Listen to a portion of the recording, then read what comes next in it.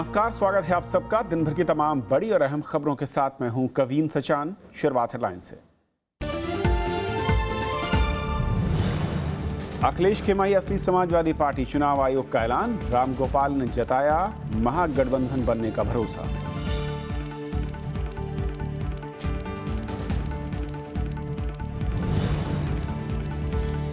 नवजोत सिद्धू का बीजेपी अकाली गठबंधन पर निशाना, कहा पंजाब की बदहाली के लिए बादल परिवार जिम्मेदार। कांग्रेस में शामिल होने को बताया घर वापसी।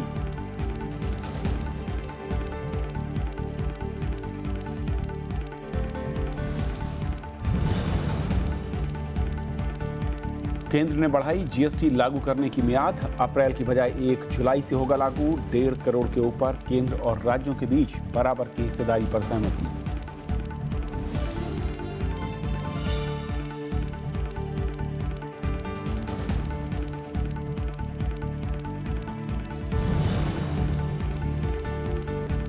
आईएमएफ ने घटाया विकास दर का अनुमान, नोटबंदी से 1% गिरावट की आशंका। सरकार ने बढ़ाई एटीएम से निकासी की सीमा।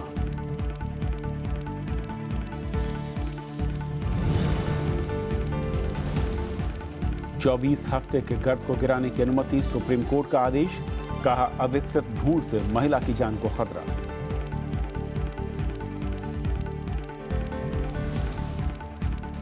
और आइए देखते हैं पहली खबर।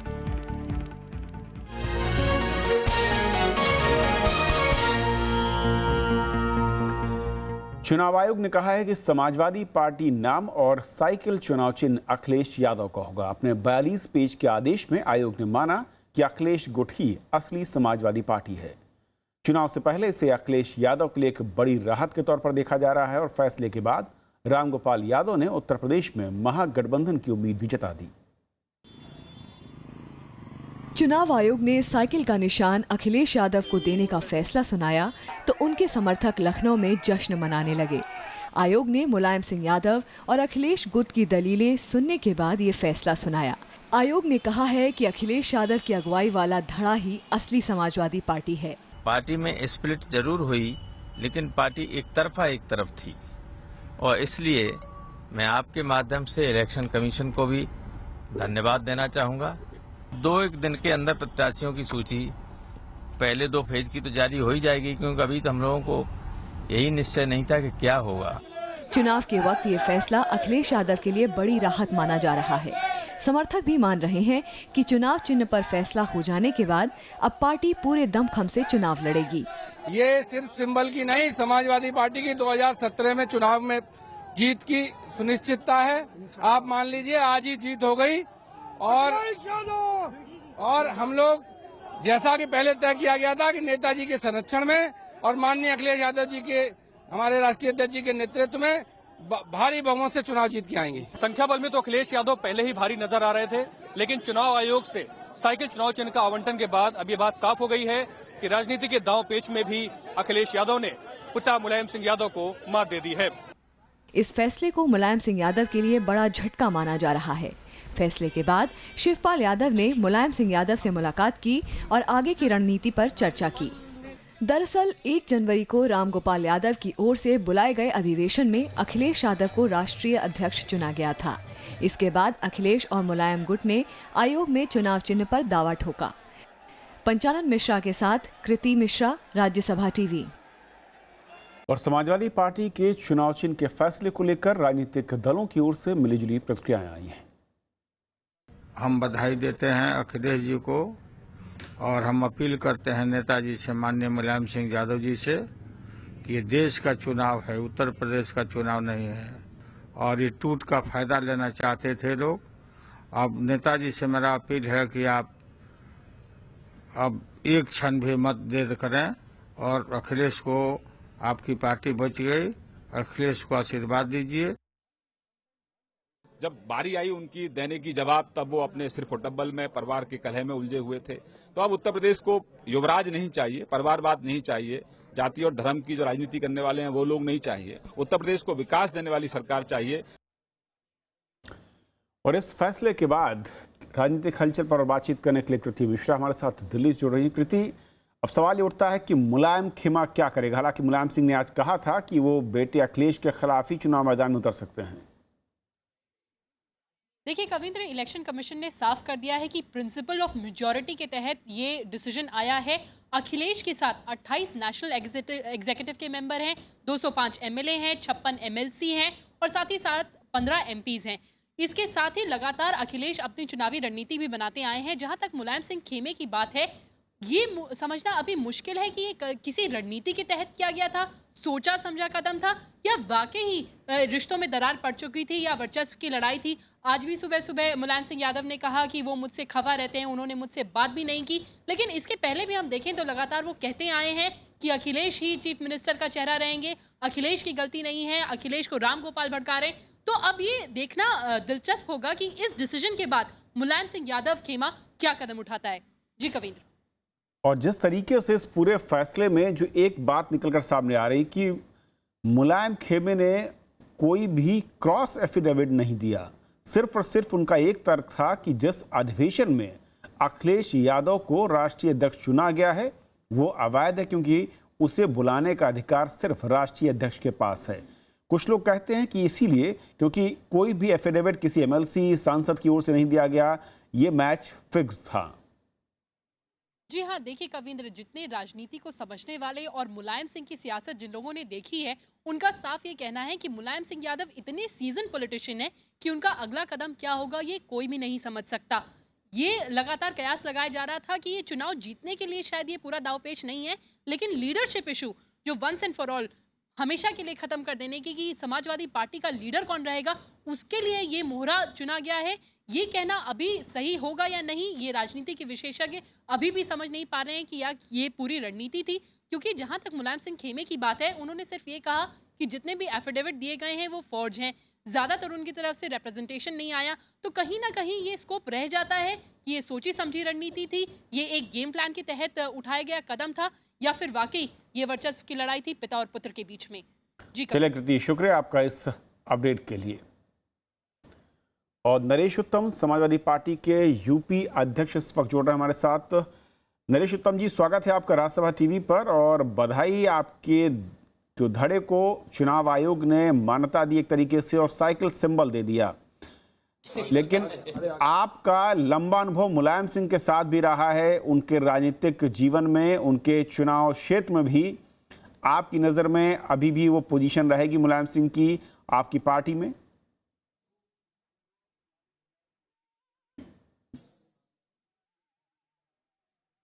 हम लोग माननीय मुलायम सिंह यादव जो इस देश के महान नेता हैं, उनके आशीर्वाद से माननीय अखिलेश यादव जी के नेतृत्व में चुनाव लड़ रहे हैं और माननीय अखिलेश यादव जी दोबारा मुख्यमंत्री बनेंगे। नरेश जी, लेकिन चर्चाएं अब ये हैं कि पहली जो एक धुंधला था, मैं कहूँ तस्वीर साफ नहीं थी, वो तो हो गया, सिंबल आपको मिल गया।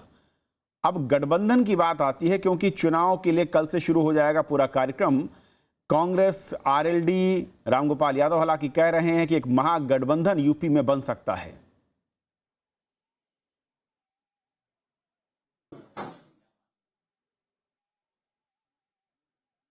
आने का नरेश जी, आप सुन पा रहे हैं?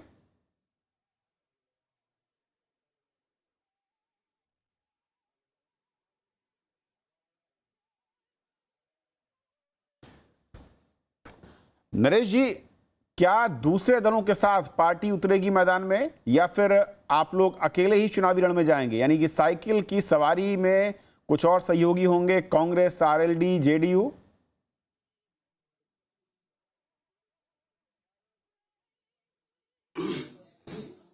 देखिए, समाजवादी पार्टी पूर्ण बहुमत की सरकार है और समाजवादी पार्टी पूरी तरीके से उत्तर प्रदेश में मजबूत है। और माननीय अखिलेश यादव जी के जो विकास के कार्य हैं, इससे उनका जनाधार, उनकी लोकप्रियता बढ़ी है। लेकिन अखिलेश यादव लगातार कहते रहे कि अगर कांग्रेस के साथ मिलकर चुनाव लड़ेंगे तो 300 का आंकड़ा पार हो सकता है।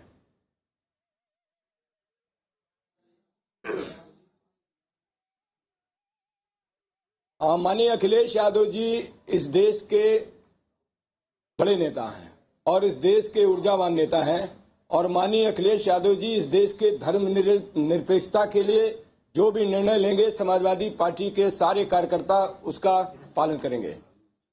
और पार्टी के उम्मीदवारों की घोषणा कब तक उम्मीद है? हेलो,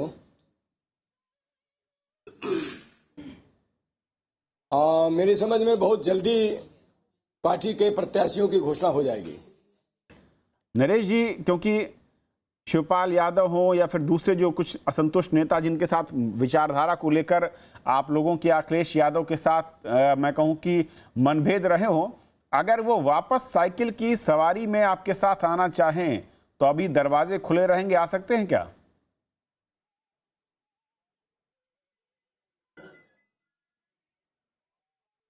साइकिल की सवारी गरीबों की सवारी है और साइकिल चलाने वाले लोग परिश्रमी होते हैं।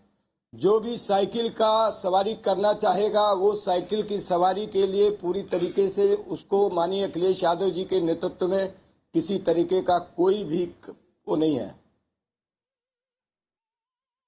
क्योंकि 195 लोगों विधायकों ने आपका साथ दिया चुनाव आयोग में, कुछ ही संख्या बचती है। अगर वो भी आना चाहें इस फैसले के बाद, जाहिर है कि राजनीति में समय के हिसाब से लोगों की आस्थाएं बदलती हैं, तो कुछ लोग आना जरूर चाहेंगे।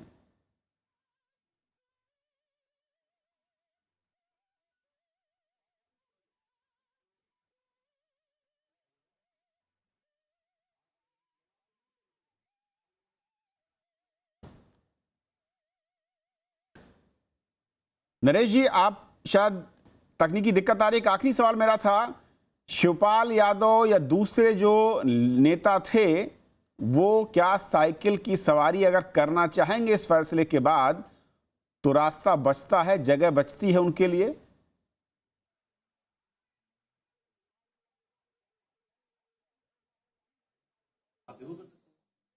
देखिए, शिवपाल जी हम लोगों के बड़े भाई हैं, ये तय करना है माननीय शिवपाल जी यादव जी को। चले नरेश जी, बहुत बहुत शुक्रिया आपका, आपने वक्त दिया और हमसे बातचीत किया आपने। और ये थी पहली खबर। छोटा सा ब्रेक और ब्रेक के उस पार दिन भर की दूसरी बड़ी खबरें।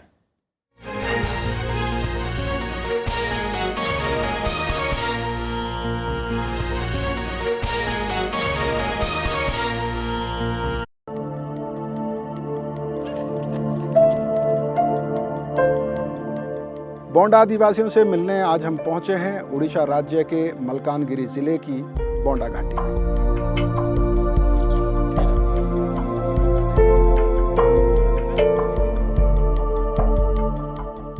बोंडा आदिवासियों की शिक्षा, स्वास्थ्य और रोजगार के लिए जो काम किए जाने थे, क्या वो काम हुए?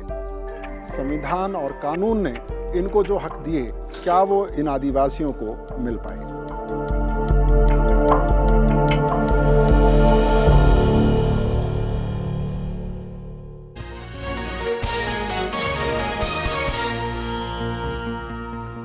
कांग्रेस में शामिल हुए नवजोत सिंह सिद्धू ने आज पंजाब की अकाली बीजेपी सरकार की जमकर आलोचना की। उन्होंने राज्य में नशाखोरी के लिए बादल सरकार को सीधे जिम्मेदार बताया, तो उधर सिद्धू पर पलटवार करते हुए अकाली दल ने उन्हें अवसरवादी करार दिया।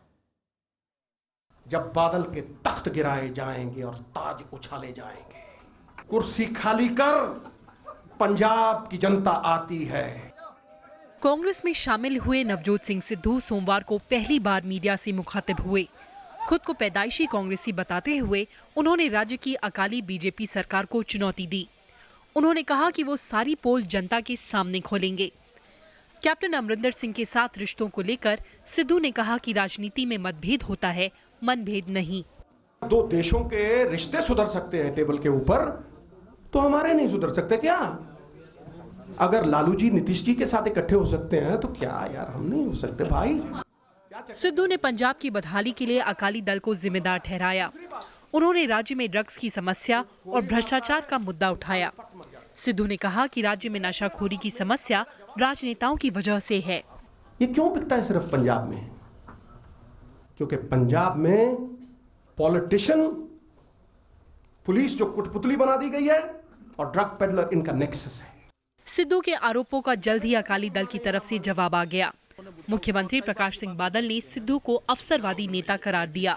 वो कांग्रेस के हाथ में बिक चुकी है उन्हें, और कांग्रेस समझती है कि अकाली दल एक पार्टी है या बीजेपी मिलके हमारे कहीं पांव नहीं लगते, इसलिए इनके खिलाफ झूठे इल्जाम लगाओ। कौन नशा कौन करते थे? ये बदनाम, पंजाब को बदनाम करते। लंबे इंतजार और कई दौर की बातचीत के बाद नवजोत सिद्धू आखिरकार रविवार को कांग्रेस में शामिल हुए। राहुल गांधी से मुलाकात के बाद उन्होंने ये फैसला लिया।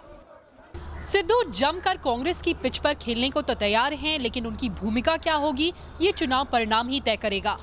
सिद्धू की लच्छेदार भाषा भीड़ तो इकट्ठा कर सकती है, लेकिन देखने वाली बात होगी कि क्या वो इस भीड़ को कांग्रेस के लिए वोट में तब्दील कर सकते हैं। दिल्ली से कैमरामैन शिव कुमार के साथ कृति मिश्रा, राज्यसभा टीवी। कांग्रेस उपाध्यक्ष राहुल गांधी ने प्रधानमंत्री नरेंद्र मोदी पर आरबीआई जैसी संस्थाओं को कमजोर करने का आरोप लगाया। उत्तराखंड के ऋषिकेश में पार्टी कार्यकर्ताओं को संबोधित करते हुए राहुल ने केंद्र सरकार को गरीब विरोधी करार दिया। उन्होंने कहा कि नरेंद्र मोदी की छवि और उनके कामों में विरोधाभास दिखता है। ऋषिकेश में कांग्रेस कार्यकर्ताओं को संबोधित करते हुए पार्टी उपाध्यक्ष राहुल गांधी ने प्रधानमंत्री नरेंद्र मोदी पर निशाना साधा। उन्होंने नोटबंदी, आरबीआई की स्वायत्तता के मुद्दे पर सरकार की जमकर आलोचना की। पॉलिसी बनाओ तो बंद कमरों में बनाओ, बिना किसी से पूछे बनाओ, 1 मिनट में बनाओ, कोई फर्क नहीं पड़ता। ये 2 विचारधाराओं की लड़ाई है। राहुल गांधी ने खादी ग्रामोद्योग के कैलेंडर विवाद मामले में भी प्रधानमंत्री पर तंज कसा। यहां सीने में 3 गोली खाई, इस झंडे को यहां फहराने के लिए, उसको नरेंद्र मोदी जी ने परे कर दिया। कहते हैं इनकी कोई जरूरत नहीं है, और नरेंद्र मोदी की फोटो आ गई। राहुल गांधी ने आरोप लगाया कि नरेंद्र मोदी डराने की राजनीति कर रहे हैं। साथ ही केंद्र सरकार की हर नीति को गरीब विरोधी करार दिया।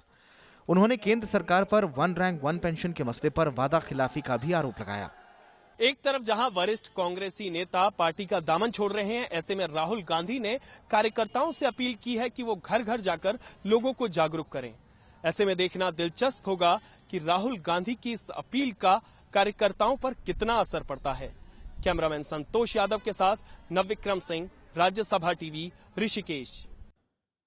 आरबीआई ने लोगों को राहत देते हुए एटीएम से कैश निकासी की सीमा बढ़ा दी है। अब एक दिन में 4,500 की जगह 10,000 रुपये निकाले जा सकते हैं। हालांकि बचत खाते पर एक हफ्ते में 24,000 रुपये की निकासी सीमा जारी है। इसके अलावा चालू खाते से एक हफ्ते में निकासी की सीमा 50,000 से बढ़ाकर 1 लाख कर दी गई। ये बदलाव तुरंत लागू हो चुके हैं। नोटबंदी के बाद एटीएम से नकदी निकासी की सीमा 2,500 रुपये तय की गई थी।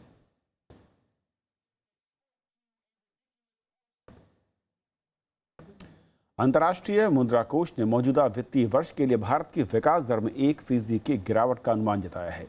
कोष ने नोटबंदी के चलते पहले के अनुमान 7.6% को घटाकर 6.6% होने की बात कही है। आईएमएफ ने आज जारी वर्ल्ड इकोनॉमिक आउटलुक में कहा कि नोटबंदी के चलते नकदी की कमी, भुगतान में रुकावट और खपत में अस्थायी कमी का भारत की विकास दर पर असर होगा। इसके साथ अगले वित्तीय वर्ष में भी 0.4% कमी की आशंका जताई गई। रिपोर्ट में इस साल वैश्विक अर्थव्यवस्था में 3.1% और अगले साल 3.6% के विकास का अनुमान जताया गया है।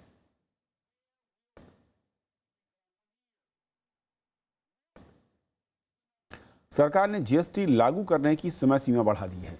अब वस्तु और सेवा कर 1 अप्रैल की जगह 1 जुलाई 2017 से लागू होगा। जीएसटी परिषद की आज हुई बैठक में केंद्र और राज्यों के बीच अधिकार क्षेत्र को लेकर गतिरोध सुलझ गया। बैठक के बाद वित्त मंत्री अरुण जेटली ने कहा कि 1.5 करोड़ रुपए से कम टर्नओवर का 90% टैक्स असेसमेंट का अधिकार राज्यों के पास होगा। वहीं 1.5 करोड़ रुपए से ज्यादा के टर्नओवर में केंद्र और राज्य सरकारों की बराबर की हिस्सेदारी होगी। वित्त मंत्री ने बताया कि पश्चिम बंगाल के वित्त मंत्री के अलावा सभी राज्य इस प्रस्ताव पर सहमत थे। There was a broad view that the 1st of July appears to be more realistic, since it's a transactional tax.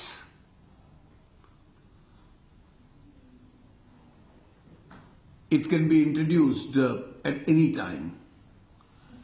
Also, they felt that the industry and trade will have to be given some adequate notice. Finally, it was 90% below 1.5 will remain with the state. Only 10% the center will do only in services, not in goods. I dissented. Supreme court ने 24 सप्ताह की गर्भवती महिला को गर्भपात की इजाजत दे दी है। 22 साल की महिला ने अविकसित भ्रूण की वजह से इसकी इजाजत मांगी थी। सुप्रीम कोर्ट ने मुंबई के किंग एडवर्ड मेमोरियल अस्पताल के मेडिकल बोर्ड की रिपोर्ट देखने के बाद गर्भपात का आदेश दिया। रिपोर्ट के मुताबिक बच्चे के जीवित रहने की उम्मीद नहीं है क्योंकि उसका सिर विकसित नहीं हुआ है। इसे गर्भ जारी रहने पर महिला की जान को खतरा हो सकता है। कोर्ट ने निर्देश दिया कि गर्भपात को डॉक्टरों की एक टीम अंजाम देगी और इसका पूरा रिकॉर्ड रखा जाएगा। If a parent, especially the mother, says that I do not want to have a child that's, physically or mentally very damaged as a fetus itself, then I think it's better to allow them to abort the.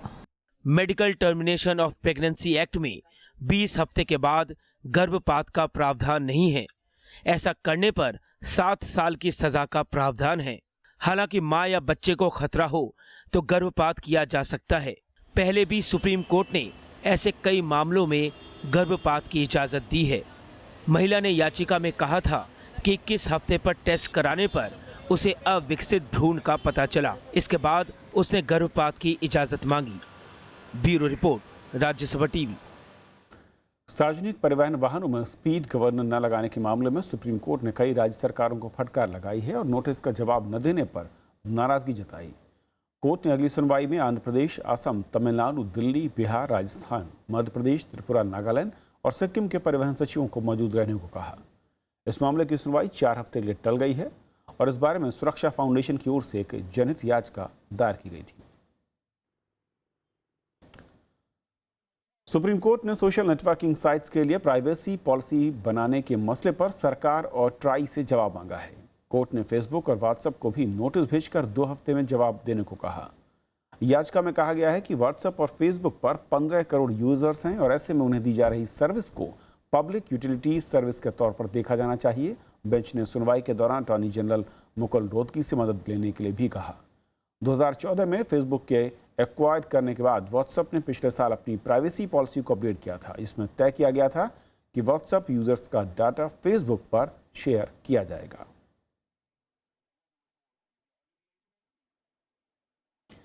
Jammu Kashmir के पहलगाम इलाके में मुठभेड़ में 3 आतंकी मारे गए हैं। अनंतनाग जिले के पहलगाम में रात भर चली मुठभेड़ के बाद सुरक्षा बलों को ये कामयाबी मिली। पहलगाम के अवरा गांव में आतंकियों के छिपे होने की जानकारी खुफिया एजेंसियों ने दी और जिसके बाद कल शाम से मुठभेड़ चल रही थी। आतंकियों के पास से 3 AK-47 राइफल समेत कई और हथियार बरामद हुए हैं। जब ये 8 सिविलियंस घर से बाहर निकल गए तो हमने अपना ऑपरेशन जारी रखा। ये ऑपरेशन तकरीबन 10 से 11 घंटे चला है। आज सुबह ही जाकर 6 बजे ये जाकर ऑपरेशन खत्म हुआ। इसमें 3 हिजबुल मुजाहिदीन के नामी टेररिस्ट्स मारे गए हैं। बांग्लादेश की एक अदालत ने नारायणगंज हत्याकांड मामले में 26 लोगों को मौत की सजा सुनाई है। नारायणगंज के पूर्व पार्षद नूर हुसैन और बांग्लादेश की सेना के पूर्व लेफ्टिनेंट कर्नल तारिक सईद भी उन 26 लोगों में शामिल हैं जिन्हें सजा सुनाई गई है। इस मामले में नारायणगंज की जिला अदालत ने 9 और दोषियों को भी सजा सुनाई। 2014 के नारायणगंज हत्याकांड मामले में 7 लोगों की बेरहमी से हत्या कर दी गई थी। तुर्की विमान हादसे में मरने वालों की संख्या बढ़कर 37 हो गई है। मारे जाने वाले लोग ज्यादातर नजदीकी गांव के नागरिक हैं। हादसा किर्गिस्तान की राजधानी बिश्केक के मानस एयरपोर्ट के करीब हुआ। यह हादसा उस वक्त हुआ जब बोइंग 727 कार्गो प्लेन फ्यूल भरवाने के लिए उतरा था। विमान खराब मौसम की वजह से ट्रैक पर नहीं उतर पाया और दुर्घटनाग्रस्त हो गया।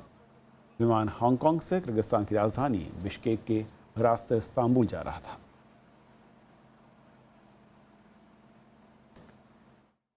तो खबरों के आज के सफर में इतना ही, लेकिन जाते आते छोड़ जाते हैं मौसम के हाल के साथ। नमस्कार। जम्मू कश्मीर में ताजा बर्फबारी से घाटी का संपर्क जम्मू से कट गया है। श्रीनगर जम्मू हाईवे बंद होने से सड़क के दोनों तरफ लंबा जाम है। वहीं बारामूला बनिहाल रेलखंड पर भी रेल यातायात बाधित है। गुलमर्ग में करीब 2 फुट बर्फबारी हुई, जबकि श्रीनगर में 7.2 सेंटीमीटर बर्फबारी के बाद पारा गिरकर -2.3 डिग्री पहुंच गया है। लेह में पारा -11 डिग्री तक पहुंच गया।